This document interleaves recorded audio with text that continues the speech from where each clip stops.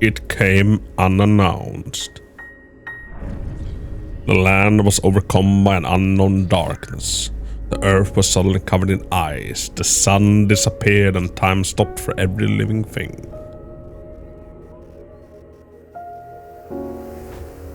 Judging that humanity would be destroyed at this rate, scientists began working on a project to build an ark as a safe haven for humanity. Scientists who judged that humanity would soon face extinction created a virtual reality program called the Ark. The project was going smoothly. The last remnants of humanity gathered together, and the Ark project was a success. Project participants and scientists entered the cryogenic devices. At the same time, they were able to continue life within the Ark program. However, they did not realize that the Ark is not a safe haven full of hope, but a cage that would imprison them for eternity.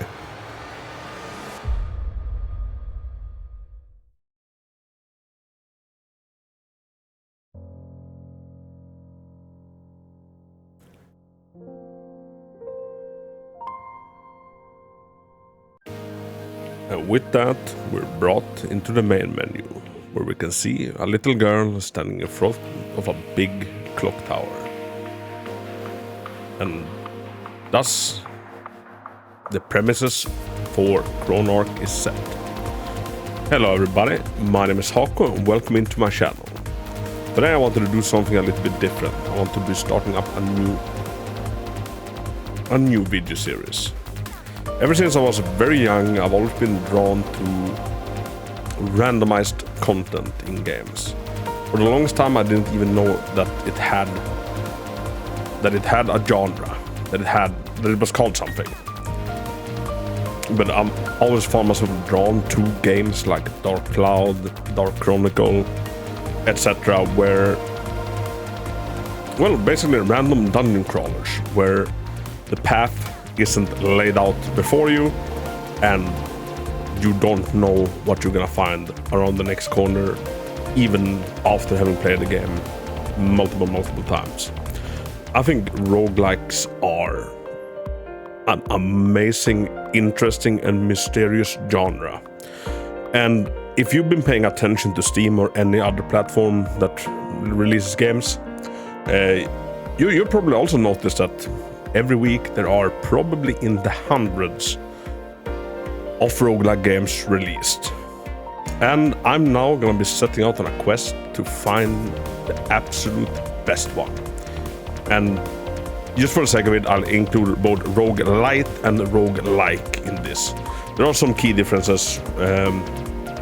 In one of them you have meta progression, which constantly makes you a little bit stronger. Let's see so I don't mix them up. If I remember correctly, roguelike is where everything is reset every time there's no meta progression or anything like that. And I'm more of a roguelite. I enjoy a little bit of meta progression. So we know what all of the big hitters and the genre are. They are Slay the Spire, they are Darkest Dungeon, they are Monster Train, fantastic one, Binding of Isaac, Rogue Legacy. We're gonna be taking a look into those games, but what I really want to do is I want to find the hidden gems of the genre. Like I said, I'm going out on a search to find not the most famous roguelike, but the best roguelike. And I wanted to start us off with a bang, so we are going to be starting off with Chrono Ark. So join me in this evening. It's just past midnight here in Sweden, and pour myself a little drink and let's explore the amazing, wondrous, sad world of Chrono Ark. I played this a little bit on stream and I would liken it by, or like it draws inspiration and it has a lot of similarities to Slay the Spire. Now imagine Slay the Spire, but if Slay the Spire also had chronic depression. Well, there we go. Without further ado. So, here we have it. Chrono Ark. You'll notice that the music for this game is absolutely amazing. And it is something that people kept bringing up while we were playing. Like, holy hell, the music is so good. I don't remember the group of the ones that did it, or like the band that does the soundtrack. But someone in chat said, and I haven't had a chance to look this up, but they also did the soundtrack for the Library of Ruina, another game I mean to get into.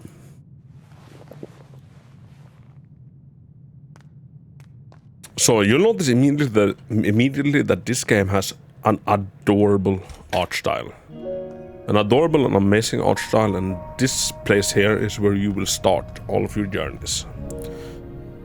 Basic premise without spoilers, because this is not like a story explanation or a deep dive. I don't want to spoil the experience for you. I want you to give my honest opinion on this, and hopefully maybe get you to check it out. Around town you can find people to talk to. They do not all have massive anime titties, but some do. Miss Shane. So, I've recently also watched an anime called Frieren at Journey's End. And I feel like this game and Frieren has a lot in common as well. Now, Chrono Ark is a game that incorporates incorporates the fact that you replay and do different runs as an actual mechanic in the game. The world is stuck in a loop, and it's always you as Lucy, which is the character we're controlling, going on a journey to find the clock tower. And if I remember correctly, turn back time before the loop started. You have a little bit of meta progression. Oh, I've actually unlocked a lot. And yeah, like the music is just phenomenal. An option to upgrade accessories.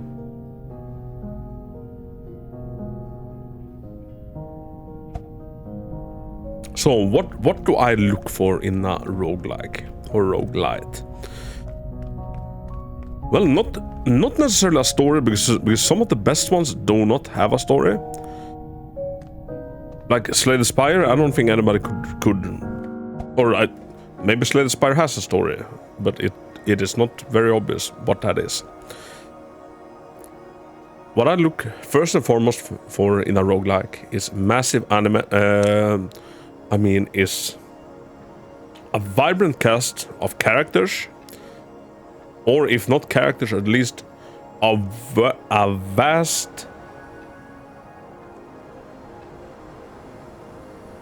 vast pool of options to tackle the challenges of the game. I want a playthrough that I can tailor towards me. And if it has different characters, I'd like to see different ways to play those characters, which this game has. Every one of these characters have different way you can play them. You can do Miss Shane, and you can run basically a debuff build, or you can run a more tanky build on her that makes enemies take debuffs when they hit her. You can do a bleed build. Same with Sharon, you can either do a debuff build, or you can do a build in which she takes HP out of your teammates, but in return gets stronger spells. So like Shadow Priest route or a debuff route. And I think the most interesting one, now she doesn't always look like this. This is actually a skin pack I bought. That I of course did not buy it because it was summer skins. I bought it to support these amazing developers. Presley is one of the most interesting ones. She either acts as your normal priest, normal healer, or, as you can probably see that she has a staff. Look closer on this staff. Is this actually unholy staff? Or is it a baseball bat? Well, let's put it on the team and let's find out, shall we? So let's take Pressel. And who else do we take for this? Let's take Leon. I really, really enjoy Leon. Or should we take Ilya? Now let's take people I've already played with, so I don't need to like read too much while I show this for you. And also here you get that Lucy skill. So Lucy is like your commander of the group. Lucy represents you as a player. As information are revealed to you about the world, so is it revealed to Lucy. And when you set out, you get to pick. I currently have 2 skills I get to pick between. I'm sure that there will be more skills unlocked down the road. Also, alright, I've never met this guy before. You there, could I have a moment of your time? Do you all happen to be investigators? If you're going to the Twisted Land, I'd like you to listen to my story for just a moment. As you can see, I'm a wandering monk. Legally, I go by Feng Yun. The reason I approach you is because I have a favor to ask of you. I'm looking for someone down in the Twisted Land. Could you bring that one to me? If you do, I'll make sure you're well compensated. Thank you. She is a woman with hair as red as blood. It'll be easy to recognize her since she has horns. Horns? You probably have many questions at this point, but I cannot say everything now due to circumstances. Once you come back with her, I'll make sure to tell you all I know along with your reward. I'd like you to bring her back unscathed if possible. But if the situation calls for it, you can use force to subdue her. I'll be grateful as long as you bring her back alive. Finally, take this wooden stake with you. I think it may be of great help. I hate to say this as someone asking for a favor, but you'd better be careful. That woman is powerful. I don't think she would have harmed anyone yet, but I recommend you stay on guard just in case. Anyways, I'll be waiting for your safe return. This is something I love about roguelike games. Now I played this game. Let me see exactly. I have 15 hours into this game. I have never seen this man before in my life. And normally when strange men approach me and ask me to stake a woman, I refuse. But this one has me intrigued.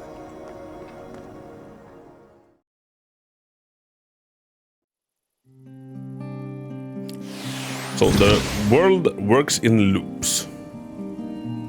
We're stuck in a perpetual loop where Lucy and her band of heroes journey to the clock tower.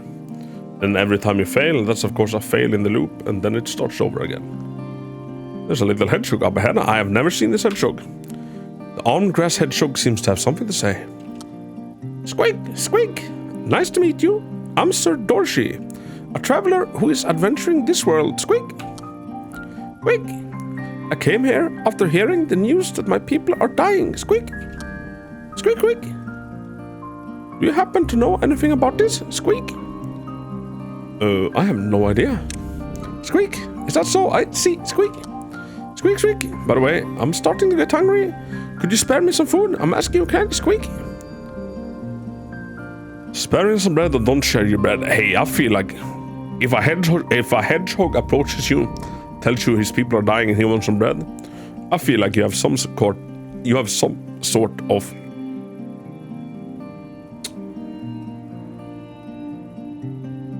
what's the word?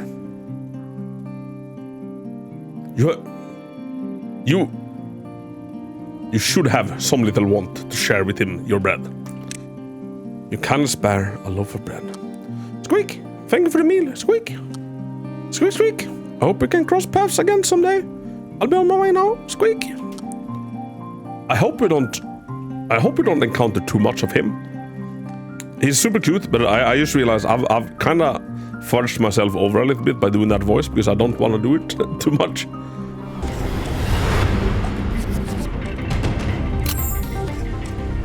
So in the combat, you control the characters down here. You see Lucy down here to the left. You see your energy. We right now have 3 energy. A basic attack costs 1, protect costs 0, and it also progresses. It tells you under the enemies when they will attack. So this enemy will do something once 2 turns have gone. Now, if I play this attack on that enemy, that counts as 1 turn. Also, the character portrait to the left indicates which character is actually doing the attack. And that has some effect.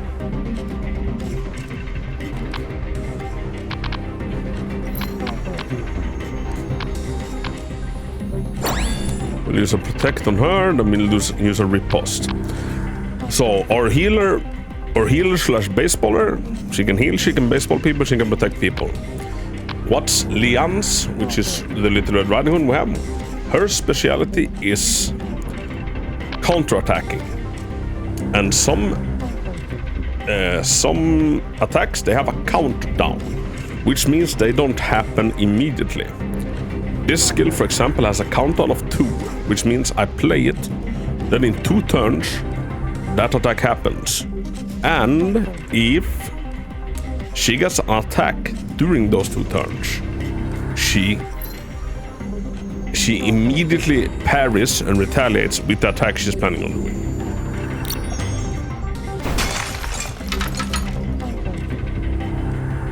So now, when this enemy is about to attack me, we are gonna return with a riposte.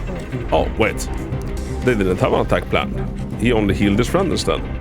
Well, that's a little bit of a bummer. Well, put him down to 1 HP anyway.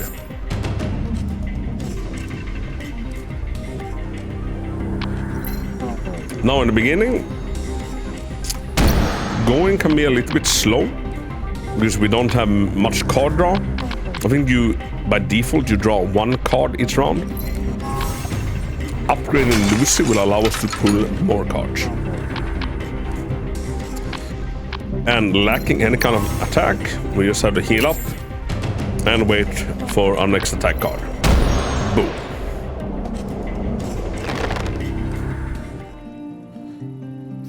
And now, when you level up, you get soul stones. With the soul stone, you can either level up Lucy, which is our main character, or you can level up Prezel or Lian. Leveling them up gives you a card relating to that character. Let's try and level up Prezel. It also sometimes activates, like when they reach level 2, they sometimes activate a passive unique to that character. At the start of each turn during the skill draw phase, replace 1 draw with a below effect. View 2 random skills from the deck and select 1 to draw. And level 3, draw 3 skills, blah blah. So basically, every time we draw cards, we get to see 1 of 3 cards, and then we get to take that card. Now, this is where Prezel gets fun. This one is first class to heaven. And I'm not gonna tell you too much about it. I'm just hoping I can show it off in a combat. And you see we have a map over here. On the map you can find different objectives. So here, we can either choose you get to choose what happens with some of the objectives. Here we have Garden of Keys. All allies take a small amount of damage. Then choose a reward. 1 key or 1 skill book and 200 gold. Or Cemetery Garden. Obtain 1 cursed uncommon tier equipment. Or obtain 1,200 gold and a Lucy curse skill. Now, the curses can really bend you over sideways in this. So I will go for Garden of Keys.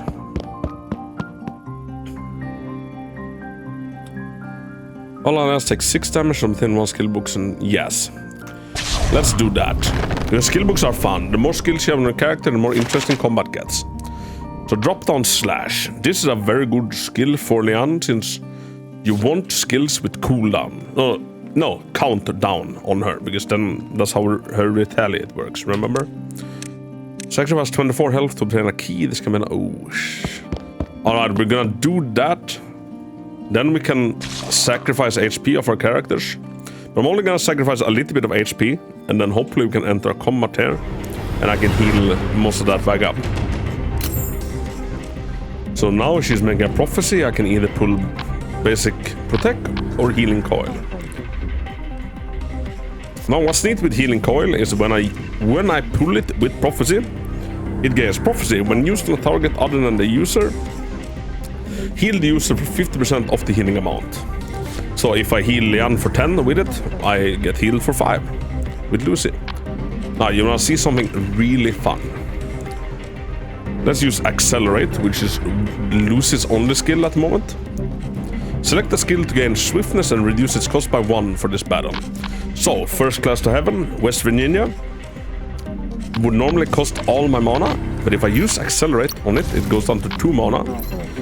And then we can immediately baseball out one of these ones. Listen to the sound effect of that. Absolutely love it. Like, the animations are so good and the character designs are so amazing. Like, I wish we could see our own characters, like, just like we can see the enemies, instead of just having them as cards below us. Alright. So now we heal Lian up and we got HP back ourselves. Now we just have to wait. Healing wave of Pharos. Well, that's not gonna do her much good because she hadn't taken damage. So we have a count. She's gonna attack in 3 turns. So a countdown that has 3 should be perfect here. Then we do a basic attack. Now, if she attacks Lian, she is gonna regret it. She just did another healing spell. But our attacks come through anyway. We got a little bit something and then we get to continue on. But first, let's get our key. And I'm getting it by donating some blood from Pressel as well. And now we can level up. Let's level up Lian. Oh, actually I'm a little bit of a silly bum. You don't get Lian's parry hits until you level her to level 2. I knew that. Totally knew that.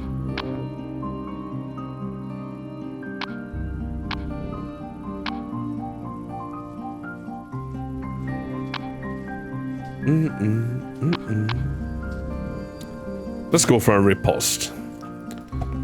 Riposte has the added benefit of anytime you do the riposte by parrying, you immediately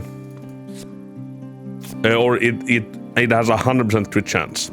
So target badge. You can also equip characters with items, 2 items each.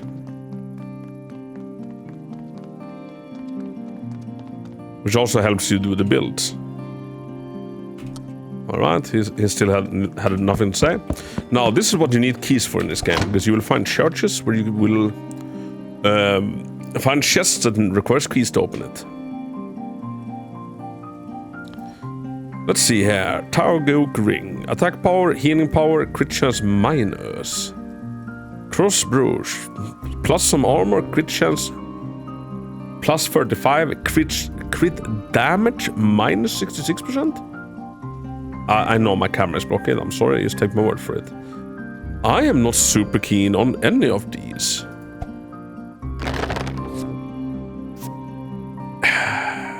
Guess this one because it gives some healing power and attack power. I do not like having like minus crit chance though.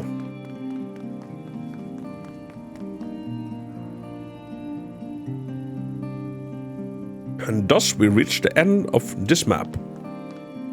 Every map ends with a boss. If you beat the boss, you can progress to the next stage. And the music in the boss fights is absolutely smacking.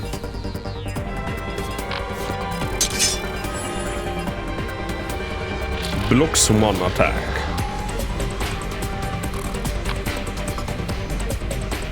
So I don't want to use any good attacks because he's gonna block it anyway. Now his block is gone. Although I do not have enough mana to do anything. So we're just gonna hope that this boss doesn't instantly kill me.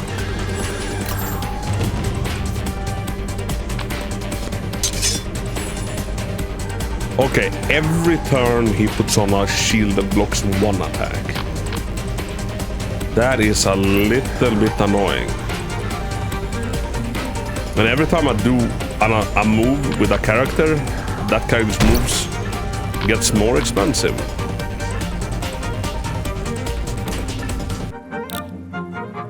Also, it seems that his action, like he will always attack last, which makes Lian almost useless.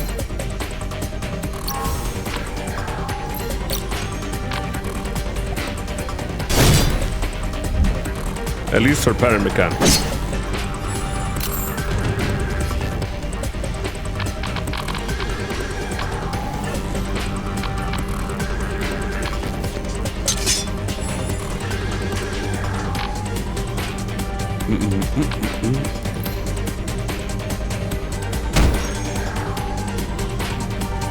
What I would need here is some like sheep attacks just to get rid of his shield. Doing attacks that costs 2 and then leaving me unable to act again is not ideal.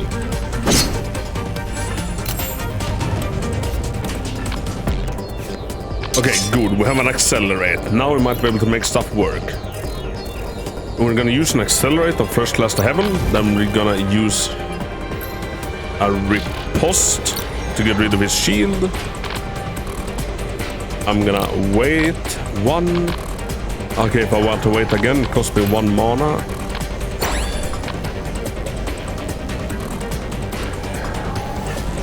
This will not cut it.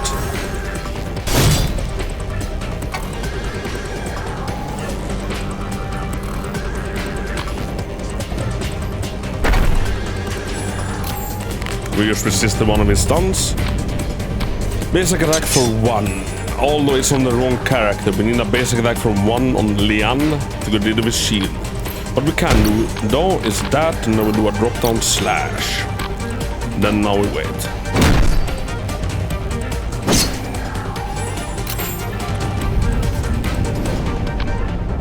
And prophecy, and we get bonus heal if we do from prophecy. And everything becomes dark, and I'm not 100% sure why. Oh, right. Starting from this turn, all allies lose speed, cannot overheal, and take pain damage at the end of each turn. So this is like basically an anti-stalling mechanic. And funny enough, I know this mechanic exists, but I've never encountered it before this fight. I have a very, very ill thought out team for doing this, sadly.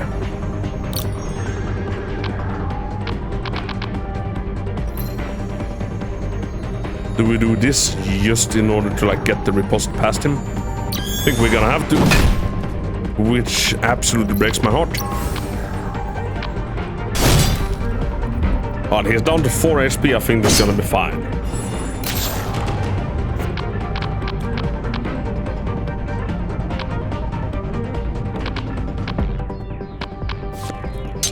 We'll take a basic heal, although all of this healing will serve me nothing if I can't do damage on him.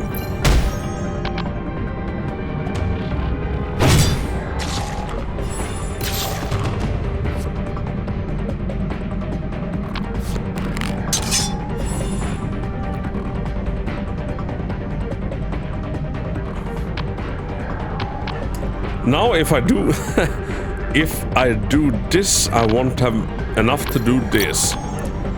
Well.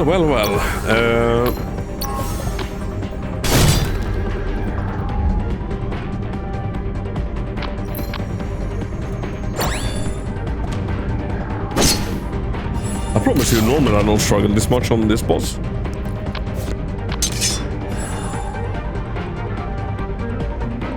Okay, it's now or never.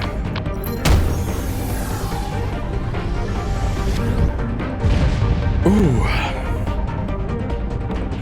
Cheers, everybody. We defeated the big bad. Easiest clap of my life, honestly.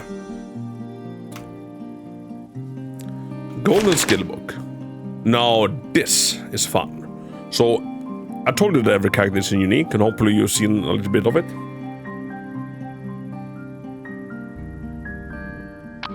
We can either take Guardian Angel,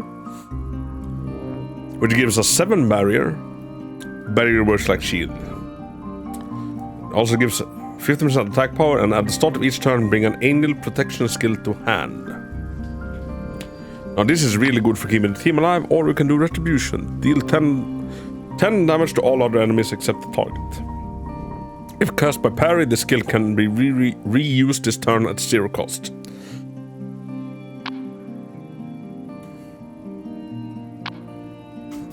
I like the sound of that. I like the sound of attacking an entire enemy team in one go. And now, between the levels, you will find campfires. You will recover some health here. You can use some relationship boosting items. This is actually kind of similar to Star Renegades if you played it. Another obscure little roguelike that we will be taking a look at in the coming weeks. And these ladies already have like max on the 3-leaf clover. I tend to use these ones a lot. Let's give some black tea to present anyway. Well, let's see if it does anything.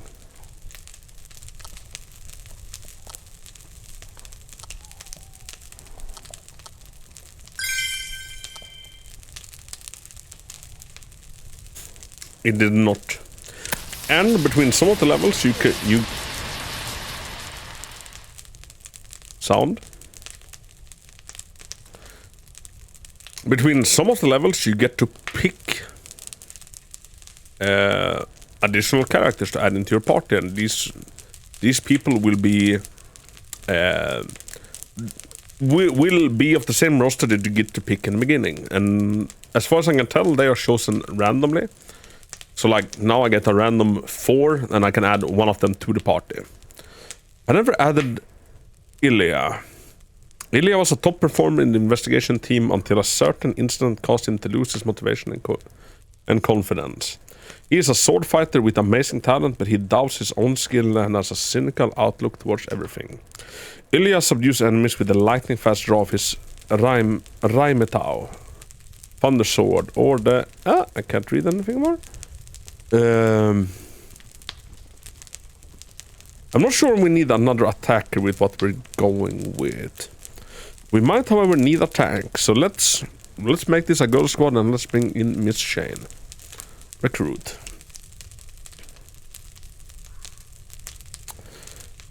Blood Mist. Relic inventory +1. If you defeat this stage's boss, obtain 1 relic pouch. All enemies 25% health.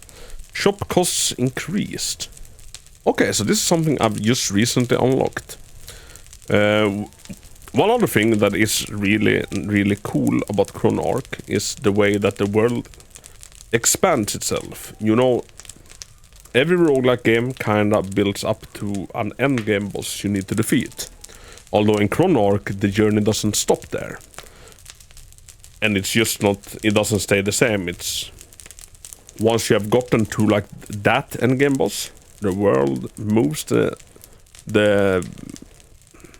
finish line a little bit and expands the story and the lore and the roster and whatnot. And before I started this run, I had recently beaten my current last boss for the first time ever. So that's probably why the guy with the samurai hat showed up, or straw hat, and the little hedgehog. And I have as of yet no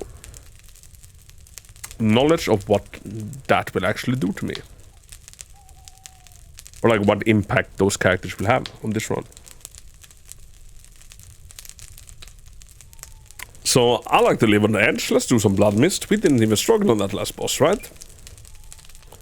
Relic inventory +1 if you defeat the stage boss, obtain 1 relic power.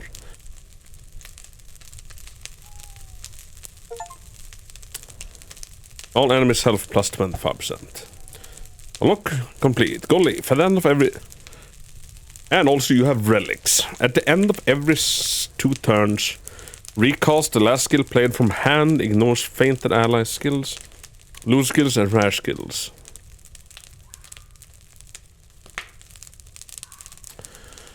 Oh, so at the end of round 2, it casts the last skill I played from hand, unless that skill came from an ally that has recently fainted, or a loose skill, or a rare skill, which is the retribution skill we picked up. Alright, I like that. Here you can also burn bread to get more HP, or you can burn different items to like gain different effects. Or you can choose to keep them on you. Now we're gonna use a relic pouch. We're gonna either get a superconductor when you end turn, deal 2 damage to a random enemy per missing skill in hand. Heal all allies by 2 at the end of turn. That is really good.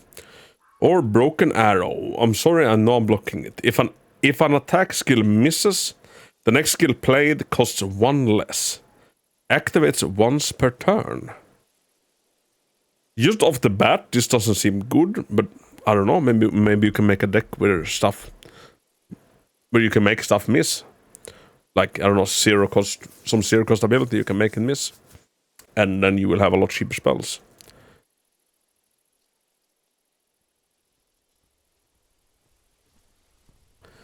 When you end turn, deal 2 damage to a random enemy per missing skill in hand. You know, I think we're just gonna play it a little bit safe and do Lollipop. 2 doesn't sound like a lot, but you need to remember we have 3 people in the party right now, and we're gonna be able to expand it. Skill Extended Strike.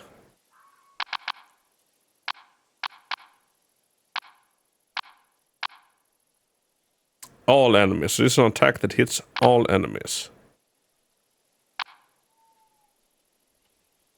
You know, we're making tank Pressel, or not even tank Pressel, we're making battle Pressel. So that sounds like a good thing. Let's do it. Misty Garden 2. So now the next level begins. We get to level up. Let's level up Miss Chains. Miss Chain gets burn when she casts a skill or fixed ability. Her health cost is protected during burn. Miss Chain skills get bonus effect when casting during burn. And this one is really fun. Shred them all. Burn increases all damage, all enemy pain, and weaken debuff stacks by 1. Or Engine Burner, apply 2 more stacks of Grievous Burn. Or playing with fire, basically sets fire to the entire enemy team. Actually, I just realized Miss Shane would be really good at running with the Shadow Piece Sharon, because she's good at extending debuffs on enemies and also causing debuffs herself.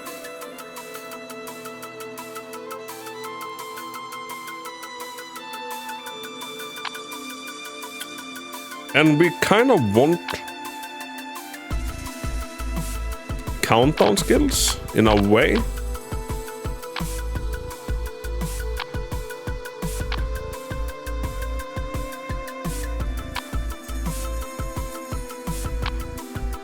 Now we're going with playing with fire.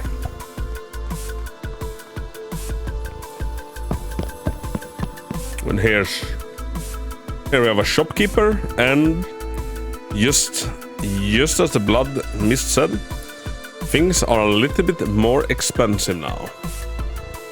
I still wanna buy us. I always do that. I still wanna buy a skill book.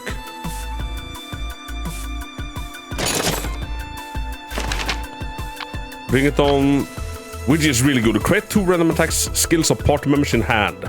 They can exclude and deal half of the skill's original damage when the enemy attacks any ally. These skills are automatically cast on the attacker. This is actually really, really freaking cool. So it's almost like you lay it as a trap. Oh, fun wagon, some fun stuff. Then let's enter the next combat. And like the soundtrack only gets better and better, and the further in you come each run.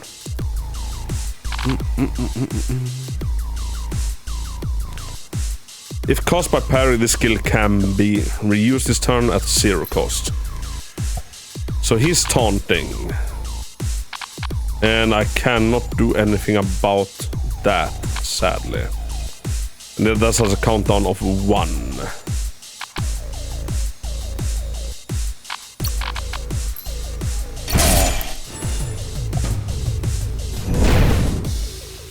So I think now we use Retribution on him.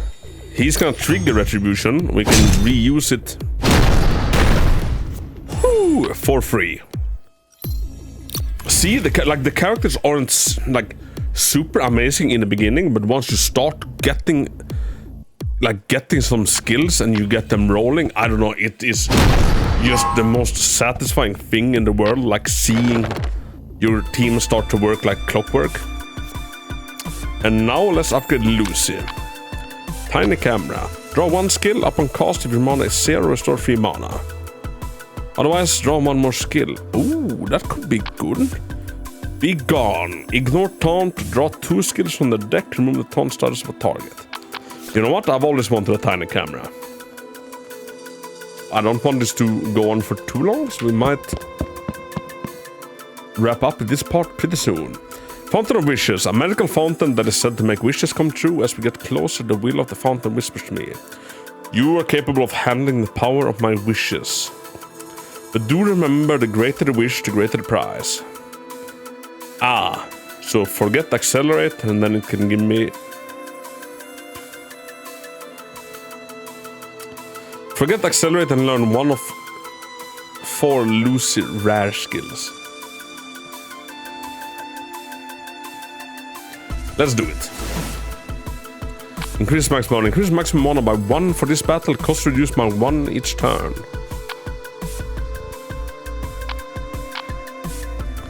Once. Draw 3 skills and set their mana cost to 0. Oh, buried in sand. If this character also... Just look at the art on the cards. Absolutely phenomenal. If this character is undamaged by a skill played from hand, copy that skill and bring it to hand. It cost is reduced by 1 and gains exclude. Remove this debuff upon activation. Oh. With the right team, that could also be insane. I feel like effective plan though. Draw 3 skills and set the mana cost to 0. There is a girl, I'll try to remember her name. She's like a ninja. When she has played 4 skills, the next skill becomes like for free. She gets a stack of something called double team. Like having lots of cheap spells with her is insane. We might pick that up as a 4th character.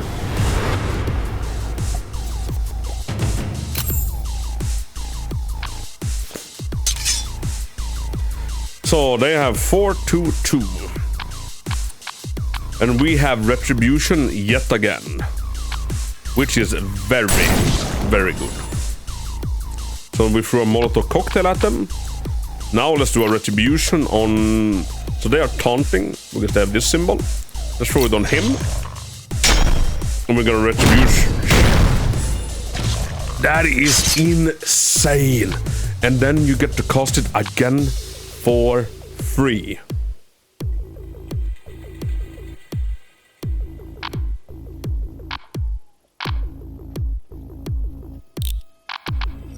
Then we do it on him. And I think he might kill them all now. I will use Healing Coil on Lian. Oh. Like, we're just on the 2nd stage. It only gets crazier. Like, this is just the beginning of things coming together. Like, this game gets absolutely wild. With the synergy and like just how everything works when you get the right gear, when you get the right relics and start rolling. Honestly, I'm not sure if I played a rogue like that. I don't know, it makes you... That like can replicate the feeling of your cake completely coming together.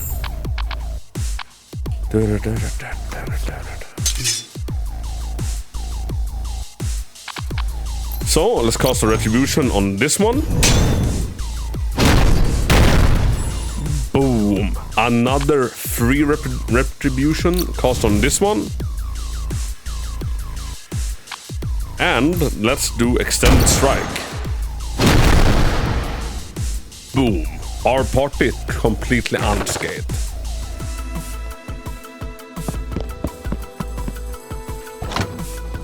Flaming Oil Barrel. All enemies take 4 pain damage per 1 stack of weakening debuff applied to them.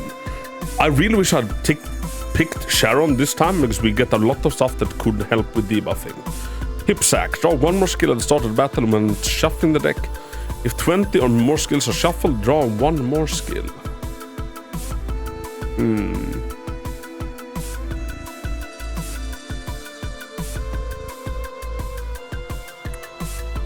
You know, I might stick Flaming Oil Barrel on and we might be picking Sharon up after this. Or do we do Hip Sack? Debuffing is fun, debuffing is good. Alright, let's pick that. Alright, I don't want this video to like go on for too long, so I think this is a nice place to like wrap this part up. I have some footage from my stream that I can slap in and give you a little bit of a taste of like late game. Show you what actually happens towards the end, and some cool fight interactions. And yeah, let's discuss it a little bit more after that. Well, you know what we'll do? I'll continue playing this exact run,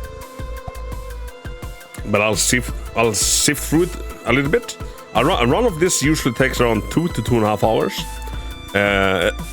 A little bit longer if you take new characters. I'm sure once you're a pro at this game, you don't need to read on so many skills. You can get it done pretty quick. But for me, it takes me around that, and I'm having an amazing time when I'm doing it. So I'll be playing this run through to the end, and I'll showing you the best bits of it, and let's talk after that.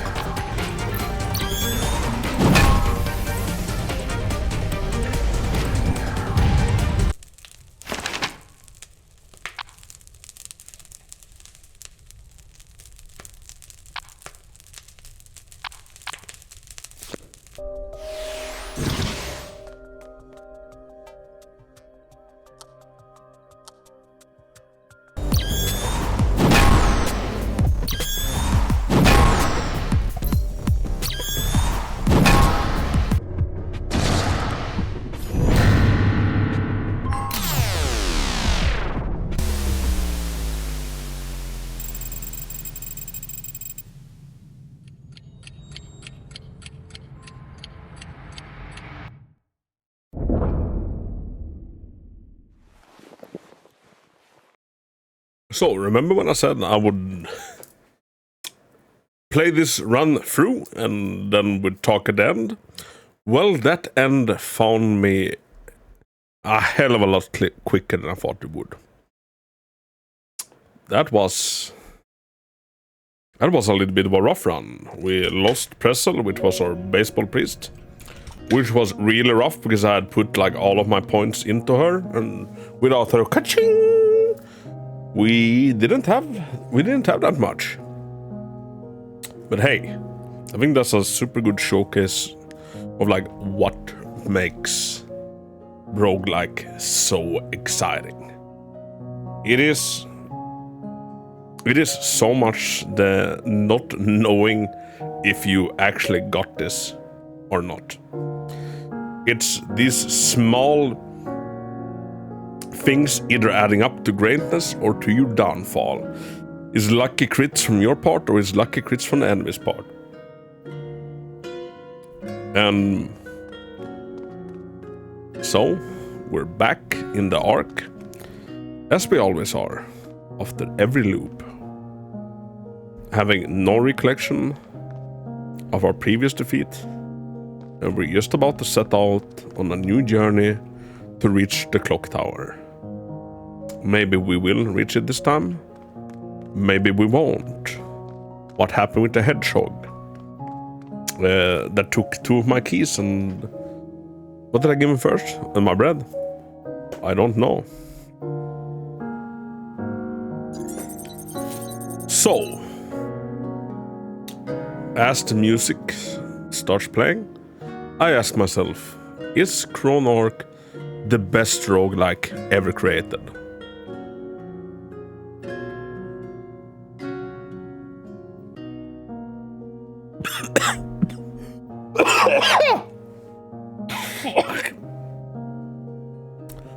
I was gonna look cool.